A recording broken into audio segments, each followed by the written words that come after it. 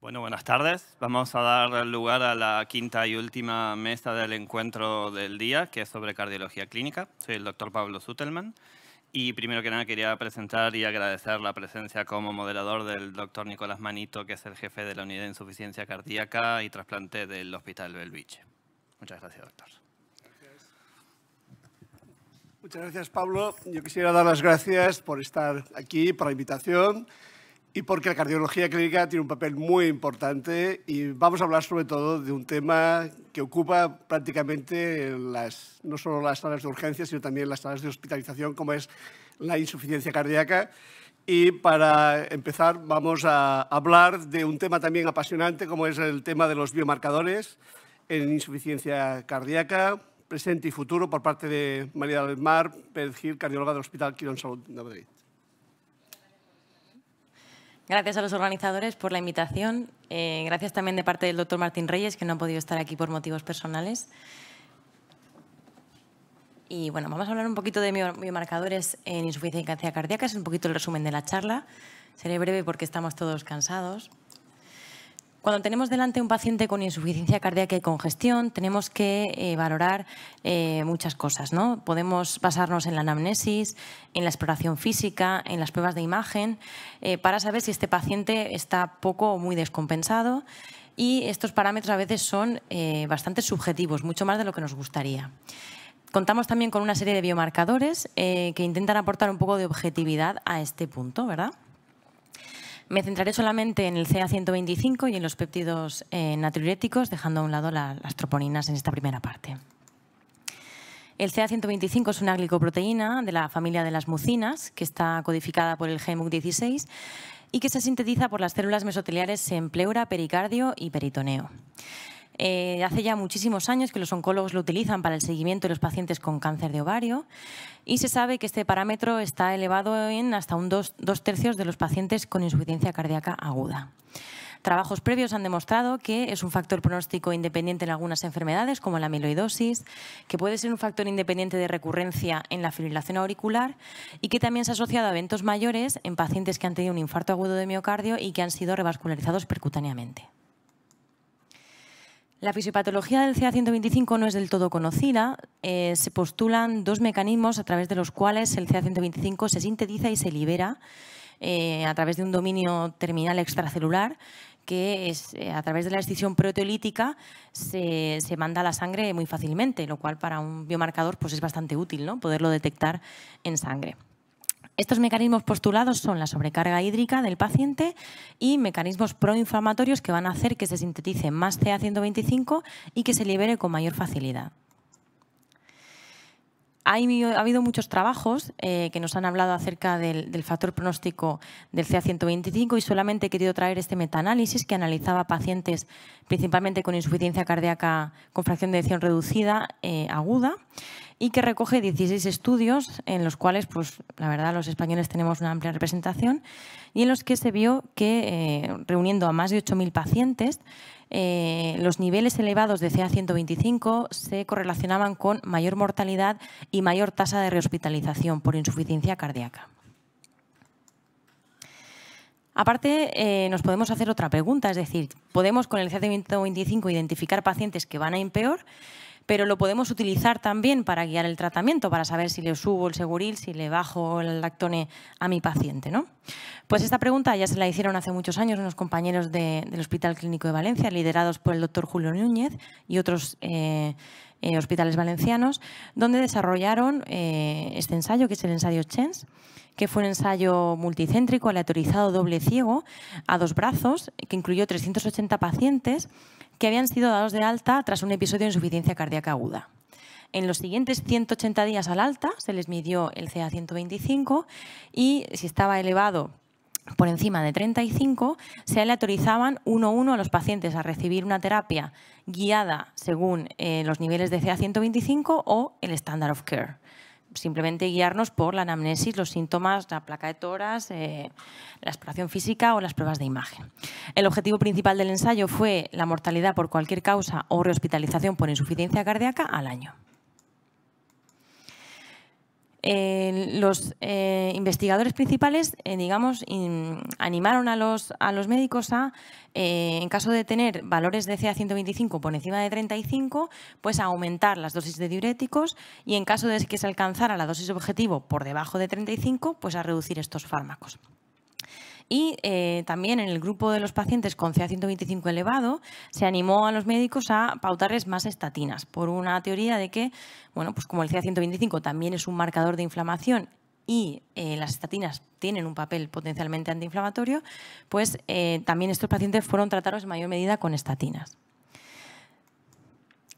Se vio que los pacientes en el grupo de CA125 elevado tuvieron hasta un 50% más de modificación en las dosis de diuréticos al alza y a la baja también y antialdosterónicos y hasta un 21% más de visitas al hospital de día para introducción de tratamiento intravenoso con furosemida.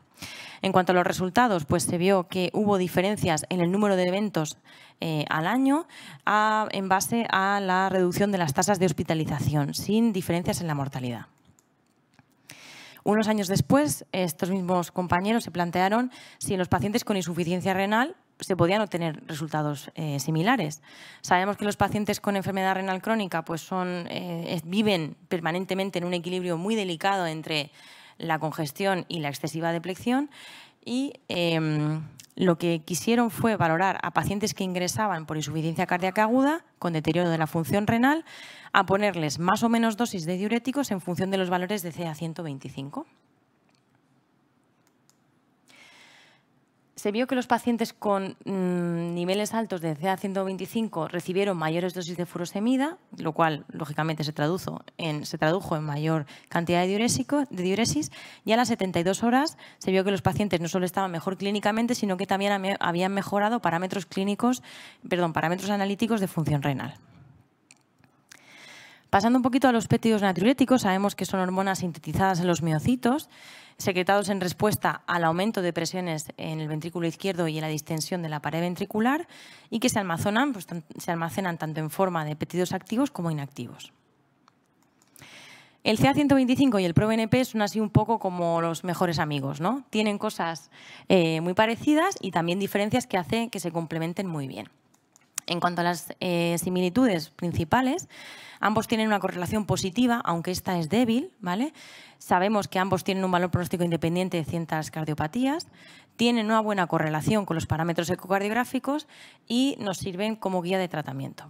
Tengo que decir que los estudios que se han hecho para valorar al ProBNP o al BNP como guía para el tratamiento diurético han tenido resultados heterogéneos. No es una molécula tan buena como el CA125 para este objetivo. Y en cuanto a sus diferencias, pues a mí me gusta comparar el CA125 en la insuficiencia cardíaca como a la hemoglobina glicosilada en la diabetes mellitus, ¿no? No la pedimos todas las semanas, sino que tiene una vida media más larga y entonces, pues, por ejemplo, la podemos pedir al ingreso de un paciente y de cara a la siguiente consulta ambulatoria tras dar el alta, bueno, si es un ingreso muy largo, pues durante el ingreso, ¿no? Al final del ingreso. Y el ProBNP sí que nos va a ayudar más a monitorizar cómo está respondiendo el paciente al tratamiento diurético intensivo durante la hospitalización. Tiene una vida media más corta. Sabemos que reducir al 50% el valor del ProBNP durante la hospitalización tiene un beneficio pronóstico en estos pacientes. Y bueno, pues también el CA125 es más un marcador derecho, está más elevado en pacientes con insuficiencias tricuspídeas más severas y fracaso del ventrículo derecho y, sin embargo, pues por su fisiopatología, los péptidos natriuréticos son más un marcador de disfunción izquierda. El CA125 nos habla más de congestión intersticial, pacientes que podían tener síntomas un poquito más subrepticios, no tan claros, y el ProBNP pues, ser un parámetro más de congestión intravascular. Si hay algo que tiene bueno el CA125 es que no se deja influenciar tanto ni por la edad, ni por la fracción de eyección, ni por la insuficiencia renal, cosa que el ProBNP pues, peca mucho de eso, ¿no? De que nos marea muchas veces. Si le aumentamos el diurético al paciente y le empeora un poquito la función renal, el ProBNP ya no sabemos si va bien o no, si ha aumentado un poco porque la función renal ha empeorado. Y cuando hablamos de biomarcadores en insuficiencia cardíaca en el futuro, pues a mí me gusta que más bien remitirme al pasado a ver lo que se ha hecho, ¿no? Para coger ideas, a ver de qué podríamos mejorar. Y bueno, este es un estudio muy bonito, que es el Biostat, que es un proyecto europeo donde se reunieron a una cohorte de más de 2.500 pacientes procedentes de varios países que tenían insuficiencia cardíaca, en su mayoría con fiebre reducida, y empeoramiento de los signos y los síntomas de insuficiencia cardíaca. También eran pacientes que estaban subóptimamente tratados con el tratamiento estándar en aquel momento, que eran betabloqueantes e IECAS. Y pues se instó a los médicos a titular al alza estos fármacos. La media de seguimiento fue de 21 meses y esta cohorte se comparó pues, con otra cohorte de pacientes similar de control. La idea era hacer un enfoque novedoso en cuanto al análisis de biomarcadores. Se analizaron más de 60 biomarcadores pues, que valoraban parámetros pues, de daño miocárdico, angiogénesis, apoptosis, en fin, muy complejos. También se midieron distintas proteínas en el plasma de los pacientes, lo que se llamó el proteoma, y distintos genes relacionados con patología cardiovascular. La idea era desarrollar un modelo predictivo de respuesta al tratamiento, valorando la muerte en los pacientes y la tasa de rehospitalización. Gracias a la población del Biostat se han publicado posteriormente varios trabajos muy bonitos en los que hemos podido ver que a los pacientes a los que titulamos peor, van también peor en la evolución. Sabemos que gracias a estos trabajos podemos guiar el tratamiento en función de algunos biomarcadores y que se han desarrollado pues, mecanismos para saber qué pacientes tienen más riesgo de muerte y hospitalización a través de valoraciones multivariables, modelos de valoración multivariable. Una secuela también muy bonita del Biostat, y con esto terminaría, es este estudio en el que no nos hablan de fenotipos de insuficiencia cardíaca, sino que nos hablan de endotipos, ¿vale?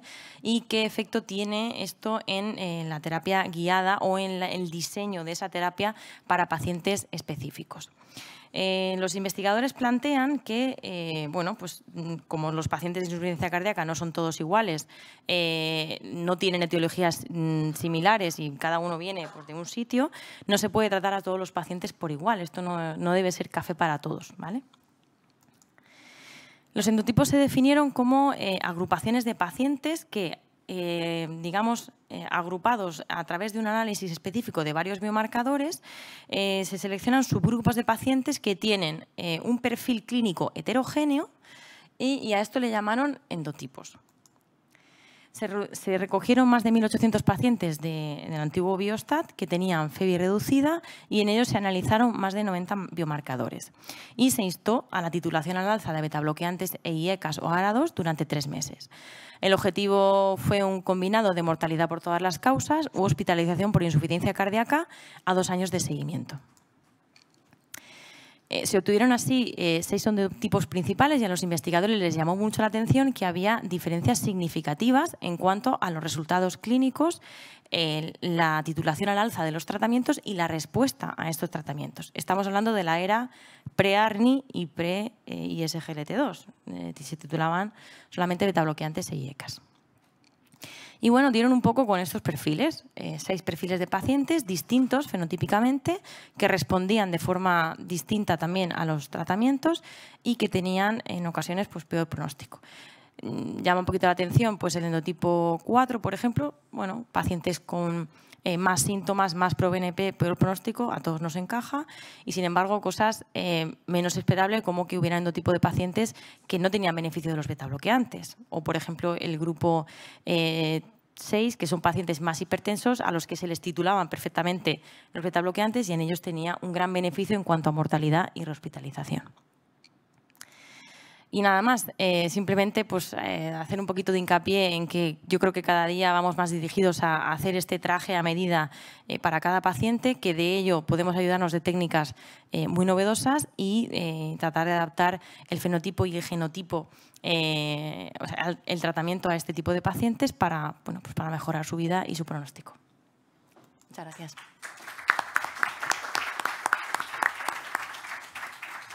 Muchas gracias, doctora. Muy interesante la charla. Vamos a dar paso al último ponente, que es el doctor Gonzalo Pizarro, del Hospital Quirón Salud Rupert Juan Bravo de Madrid, que hablará sobre el proceso clínico del peer review, experiencia Quirón Salud en los ingresos hospitalarios por insuficiencia cardíaca. Buenas tardes a todos. Bueno, reiterar las gracias a los organizadores por traerme aquí y las gracias también a la doctora Pérez Gil. He aprendido un montón con su charla. Voy a hablar de algo quizá no tan científico, pero creo que muy interesante. Como he dicho antes, yo soy cardiólogo clínico, soy investigador especializado en imagen cardíaca, pero aquí os voy a hablar de un proceso, de una estrategia, de una decisión que tomó Helios en el grupo Quirónsalud y de la experiencia que hemos tenido. Cuando uno oye hablar de peer review, siempre piensa en el peer review de un paper, ¿no? Que es un manuscrito que envías y que científicos expertos en ese campo revisan y valoran la calidad. En este caso es parecido, pero con un objetivo diferente y con unas motivaciones diferentes. Se dice, y esto lo dijo el profesor Kelvin, el que inventó la escala termométrica de Kelvin, que de medir sabía mucho, que lo que no se mide no se controla y lo que no se controla no se puede mejorar. Entonces, a partir de aquí, lo que se hizo fue realizar un análisis de los indicadores de la calidad asistencial en todos los hospitales de Quirónsalud. De este modo conseguimos identificar determinadas situaciones en las cuales se creía que había una desviación de la normalidad y que se podía mejorar. Así se diseñó el estudio, el proceso de peer review. Se analizan los indicadores, se identifican desviaciones en determinados hospitales o en determinados procesos o en determinadas zonas, hay diferentes criterios que se siguieron y se decide realizar un peer review. En el peer review, una serie de colegas, en este caso luego explicaré que son enfermeros, médicos de diferentes especialidades, internistas, geriatras, intensivistas, cardiólogos, que se les encomienda la labor de revisar el proceso, en este caso, de la insuficiencia cardíaca y encontrar áreas de mejora. No se queda ahí, por suerte el proceso de peer review luego lleva a una segunda fase, que es la implementación de estas áreas de mejora localizadas y la reevaluación. ¿Y por qué hacemos esto? Bueno, hacemos esto porque se ha demostrado que mejora la mortalidad. O sea, este proceso es un proceso que, como os he dicho, vino de Alemania y, de hecho, creo que es este estudio, sí, aquí veis J. Sacher, es Joseph, que ha venido a todos los peer review de insuficiencia cardíaca, llevamos más de 10, él ha venido a todos y él publicó en el 2016 este artículo. O sea, es un proceso que de inicio puede parecer agresivo, puede parecer auditorizante, pero que realmente es muy positivo para los hospitales y muy positivo para los pacientes, que es para lo que estamos. Simplemente aquí recordaros en qué áreas se ha realizado el peer review. En Helios se ha realizado en muchas áreas, obstetricia, urología, ginecología, en infecciosas, ¿no? Nosotros aquí en España, en Quirónsalud, hemos hecho, inicialmente se empezó con fractura de cadera y se ha hecho un total 11, 15, creo que hay uno más, 16 hospitales que han sido revisados los procesos de diagnóstico y tratamiento de las fracturas de cadera y en el cual he participado yo, que yo estaba en todos, llevamos 11, aquí aparece uno menos, de insuficiencia cardíaca y ahora han empezado con los de sepsis. ¿Y qué es lo que miramos? Bueno, lo más importante del proceso de peer review es la estratificación y ser muy rigurosos en los ítems que se evalúan. Y aquí estos son los 7, no nos íbamos más allá. Estas 7 cosas son las que valoramos durante, como podéis imaginar, 11 hospitales de toda España, pues no sé si 11, pero creo que 10 sistemas informáticos diferentes. 9, por suerte ahora ya todo se está unificando, pero no era fácil acceder a la información. Pero teníamos, es la labor que tenemos, que hemos tenido y que seguimos teniendo, es responder a estas 7 preguntas. recogemos las historias clínicas de los pacientes seleccionados. Habitualmente son todos pacientes, bueno, no eran todos pacientes con insuficiencia cardíaca, pero todos pacientes supuestamente con insuficiencia cardíaca como diagnóstico principal. Vimos que en algunos casos había un error de diagnóstico principal, pero eran pacientes con insuficiencia cardíaca y algunos que habían tenido mortalidad o que habían ido a la UBI o que habían, bueno, la mayoría iban todos bien. Entonces, mirábamos, se ha realizado un diagnóstico correcto y aquí fue clave y siempre ha sido clave en el peer review y yo al final os lo comentaré, pero destacaría que quizá el área de mayor capacidad de mejora y el área que se ha mejorado más es el área de enfermería, que aun siendo muy bueno, hemos visto algunos detalles que luego comentaré que en general no se están realizando.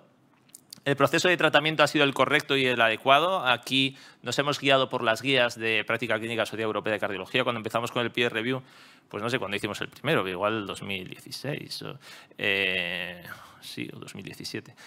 No estaban las últimas guías de la europea y ahora ya seguimos, o sea, nos estamos adaptando a las guías. Las indicaciones de intervención quirúrgica, ingreso en UCI, también vemos si tenía indicación y si se ha seguido correctamente, si se han seguido las vías clínicas, si se ha registrado en la historia clínica la evolución del proceso de cuidados. Esto quizá también es otra cosa que hemos aprendido mucho. Pues no, pues claro, pues sí, pues no. En realidad nosotros lo que evaluamos es lo que aparecía escrito.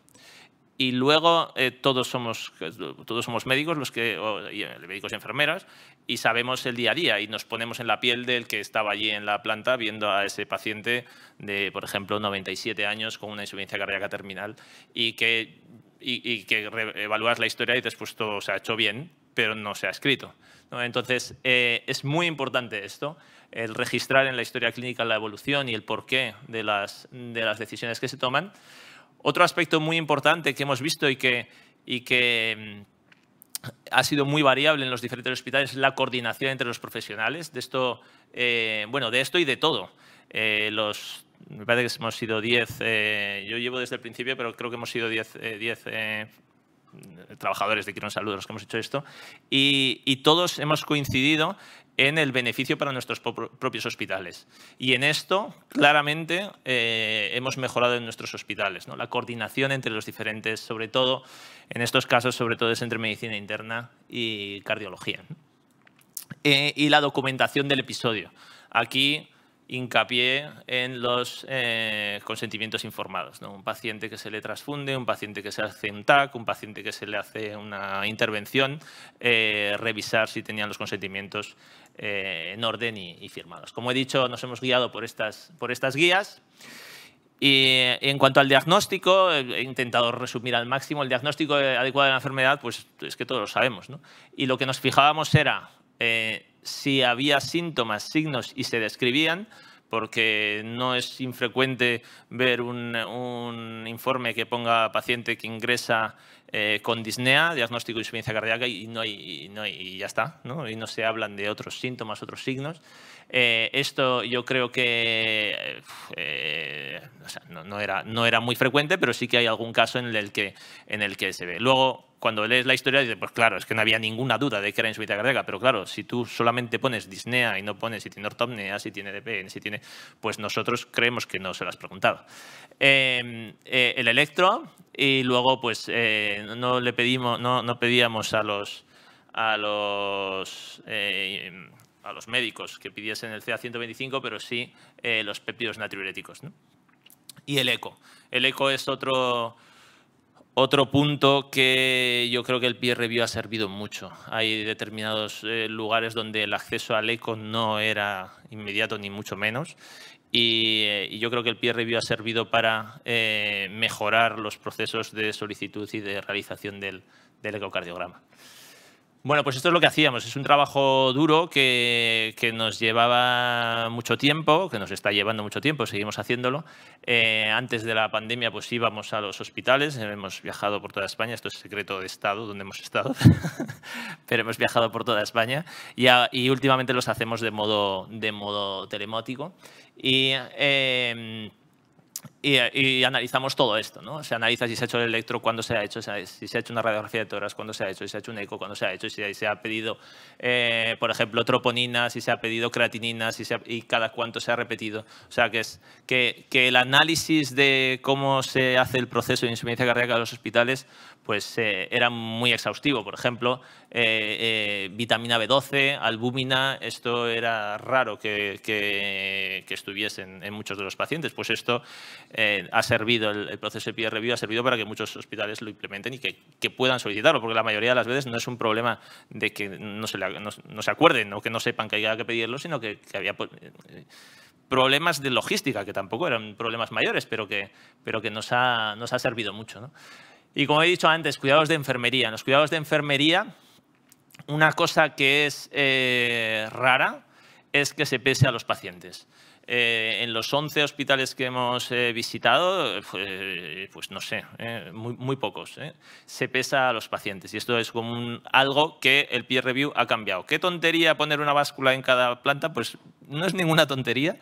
Y aunque solo fuese por eso, yo creo que ya es suficiente, ¿no? El control del peso, esto es algo que ha faltado en la mayoría de las historias que hemos revisado. En algunos casos, tanto los médicos como los enfermeros, auxiliares, había mucho copia-pega de los evolutivos previos. Había ausencia de informe de alta de enfermería, que esto yo creo que cada vez se está haciendo en más hospitales y esto es un factor de calidad muy alto. Y luego el tema de la continuidad asistencial. La continuidad asistencial también es difícil encontrarla. Cuando en el informe de alta, tanto de enfermería como de medicina, él va a acudir el día 26 de febrero a la consulta del doctor tal y luego va a llevar este informe a su médico de atención primaria. Y luego, o sea, todo lo que es la continuidad de después del alta, esto es otra de las cosas que yo creo que ha mejorado mucho y que era un déficit que había, ¿no? ¿Y qué es lo que hacemos? Pues evaluamos estas 7 y decimos, pues nada, en el 1 tiene potencial de mejora seguro, tiene potencial de mejora posible o está todo perfecto y no hay potencial de mejora, ¿no? Entonces, dentro de cada historia se evalúa estos 7 ítems si tienen potencial de mejora o no. Y así hacemos el proceso de peer review. Primero lo preparamos, se forma el equipo de revisores, se seleccionan los casos, se analizan los casos por el hospital. O sea, la selección de las historias clínicas, esas historias clínicas son revisadas por los especialistas, por los profesionales del hospital y el propio hospital hace un informe de autoevaluación. Esto viene a cuenta también de lo que decíamos al principio. Si no lo mides, no lo controlas. Y esto sirve para medir. En los informes de autoevaluación de los hospitales, prácticamente en todos, eran más estrictos de lo que nosotros éramos. Pero por diferentes motivos, dices, joder, si no estamos pesando a los pacientes, si no estamos, o sea, que realmente el informe de autoevaluación sirvió para darse cuenta de dónde estaban los gaps, ¿no? De las zonas de mejora. Y luego cada uno de los revisores revisábamos entre 4, 5 o 6 historias, las poníamos en común, cada historia era revisada por un médico y un enfermero o enfermera y luego se pone en común. Es raro haber heterogeneidad, ¿no? Normalmente en los hospitales puede haber heterogeneidad entre servicios, ¿no? Servicio de urgencias, servicio de cardiología, servicio de medicina interna, servicio de intensivos, pero normalmente cuando nos reunimos los 7, 8, 9 que estamos haciendo el peer review y comentamos cada uno sus historias, pues lo habitual es que en la revisión conjunta salgan las mismas áreas de mejora, ¿no? Entonces lo discutimos y finalmente se hace una reunión con los responsables del hospital. Aquí es una reunión en la que siempre está la gerencia, siempre están los jefes de servicio de las diferentes áreas, cardiología, medicina interna, intensivos, está el jefe de enfermería. Y nos reunimos y explicamos en qué ha consistido la evaluación y también un poco las diferencias entre la evaluación propia del hospital y la que se ha hecho por el peer review. Finalmente se envía un informe en el cual, además de dar esos 7 ítems y en cada uno de los ítems donde creemos que hay áreas de mejora, pues se busca un responsable para cada área de mejora, ¿no? Si no hay básculas en el hospital, pues el responsable sería el gerente y que lo que hace lo que tiene que hacer para la siguiente revisión es pues tener las básculas, o el gerente o quien sea, ¿no? Depende de cada hospital. Y hay un plan de acción del hospital que decide, ¿no? Entonces, pues bueno, como veis, somos exigentes, ¿no? Nosotros encontramos en el 80% de los casos, de las 200 historias clínicas que evaluamos, en el 80% de los casos creíamos que era seguro una potencial mejora en el proceso de insuficiencia cardíaca. La mayoría de las casos eran cosas muy nimias. O sea, realmente de todos los peer review que hemos hecho, yo mandaría a un familiar mío a ingresar por insuficiencia cardíaca, o sea que son cosas que no son cosas muy graves, pero sí que son cosas mejorables, ¿no? En un 80%, en un 9% posible y en un 11% de los casos creíamos que estaba todo perfecto, que, como os digo, es muy difícil, ¿no? Vale, bueno, y esto es lo que hicimos, ¿no? Una vez que registras el potencial de mejora, las áreas de potencial mejora, pues se identifica un responsable, por ejemplo, en este caso, pues cardiología o enfermería, y se les da 4 meses para reevaluar, ¿no? Y bueno, lo que hemos visto es que efectivamente los hospitales mejoran. Todavía no tenemos resultados del post, o sea que no os puedo enseñar si realmente ha mejorado tanto los indicadores de mortalidad o de reingreso, ni en concreto cómo ha mejorado, porque no hemos hecho un peer review de seguimiento, pero sí que es importante ver cómo, bueno, en general el proceso mejora mucho. Como veis, es difícil a veces mejorar la documentación, los consentimientos informados, los informes de alta que estén, los informes de traslado. Luego ves la heterogeneidad que tiene Quirónsalud, es increíble. Hay determinados hospitales que prácticamente no tienen urgencias, todos los pacientes les vienen de otros hospitales, otros que la urgencia es el principal servicio de todo el hospital, o sea que realmente es muy heterogéneo. Y nada, simplemente para concluir, deciros eso, que lo que hacemos es analizar primero, mediante los análisis de los indicadores, para revisar la calidad de la atención a nuestros pacientes. Realmente estos indicadores sanitarios no representan una medida directa de la calidad, esto nos hemos dado cuenta. Y que hay aspectos que pueden parecer muy tontos, muy sencillos, pero que pueden ser unas barreras muy importantes para el proceso de insuficiencia cardíaca. Cada hospital hace un análisis interno y pone una solución que no es la misma para todos, o sea que no se puede homogenizar. Y simplemente comentaros que el proceso de peer review facilita la optimización de este proceso de tratamiento de insuficiencia cardíaca, se asocia a una mejora de los resultados clínicos y el objetivo final es mejorar la salud de nuestros pacientes. Aquí estamos hace unos meses. Aquí está Agustín Albarracín, que es la persona que ha estado de Quirónsalud en todos los peer review y que de hecho muchas de las diapositivas que he enseñado me las ha pasado él y hace un trabajo enorme y es una persona excepcional. Gracias. Muchas gracias, Gonzalo. Vamos a tener tiempo al menos para 5 minutos de preguntas. En la audiencia, ¿algún comentario? ¿Os ha motivado las presentaciones? ¿Hay una pregunta al fondo? Soy cirujano cardiovascular, pero Doctor me ha interesado la presentación. Quería preguntarle a la doctora una cosa. En el último estudio que has presentado, me ha parecido muy interesante, pero o sea, le dais mucho valor a la fracción de eyección. Pero ya hemos comentado hoy muchas veces que yo creo que no es una buena manera de evaluar realmente la capacidad contráctil de un corazón. Entonces, ¿tú no crees que partiendo de esa base lo que viene después puede estar distorsionado, las conclusiones a las que llegues? Sí, podría ser una razón. De hecho, el estudio pues tiene también sus limitaciones. Es decir, tampoco me he querido extender de forma muy amplia, pero efectivamente la fracción de eyección no es el único parámetro que se ha de valorar en los pacientes. Los biomarcadores también cambian, en concreto el ProNP cambia mucho en función de este parámetro y efectivamente tendríamos que valorar otros factores. No solo podría ser un factor de confusión, efectivamente. Sí, añadido a esto también, un poco en relación con lo que cuentas, hay que pisar también la tierra, ¿no? El strain global longitudinal es genial, pero no todos los aparatos lo miden.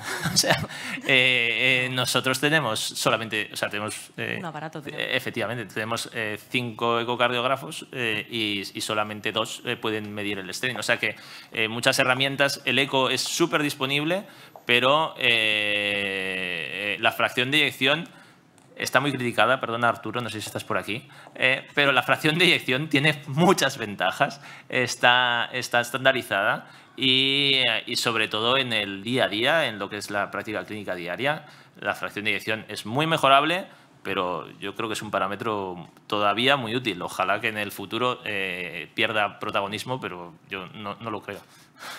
Bueno, yo creo que es lo menos malo que tenemos a día de hoy, pero también es interesante que desde que tenemos los SGLT2 a día de hoy podemos comenzar un tratamiento para la insuficiencia cardíaca sin necesidad de la FEBI. Es decir, que si un paciente viene a consulta y sospechas clínicamente que tiene insuficiencia cardíaca, le puedes comenzar un tratamiento con SGLT2, un diurético, probablemente también un metabloqueante y probablemente pues, un IEK1 a la 2 sin necesidad de la FEBI, porque probablemente van a estar recomendados las próximas guías para todo tipo de pacientes, independientemente de su fracción de eyección. Por lo tanto, yo creo que es uno de los temas más interesantes con su mayor o menor grado de recomendación, ¿no? Yo quería preguntar a Marimar, porque la medicina de precisión es lo que viene en el futuro, ¿no? Tú has hablado de K125, has hablado de NT-proBNP, pero claro, ahora hablamos más de estrategias multimarcadores, que es lo que marcan las escalas de riesgo. Me has dejado la troponina fuera. Sí. Y la pregunta es, ¿realmente ves la troponina tiene un papel a la hora de, sobre todo, de estratificar el riesgo de estos pacientes, más allá de lo que hablamos siempre, de que lógicamente es un biomarcador para el infarto? Sí. De hecho, no la he incluido un poco por la duración de la charla, tampoco quería extenderme demasiado, pero ya lo vemos en los pacientes en los que ingresan por insuficiencia cardíaca que tienen niveles de troponina más altos, tienen mayor mortalidad. En la cardiooncología, por ejemplo, que es un campo que yo tengo la suerte de poder trabajar en el día a día, también vemos que cuando los pacientes van peor, la troponina va aumentando, los tratamientos más agresivos y sabes que este paciente al final te va a entrar en insuficiencia cardíaca. Entonces, sí, efectivamente no formaba parte de la charla, pero creo que es un factor muy importante a tener en cuenta también.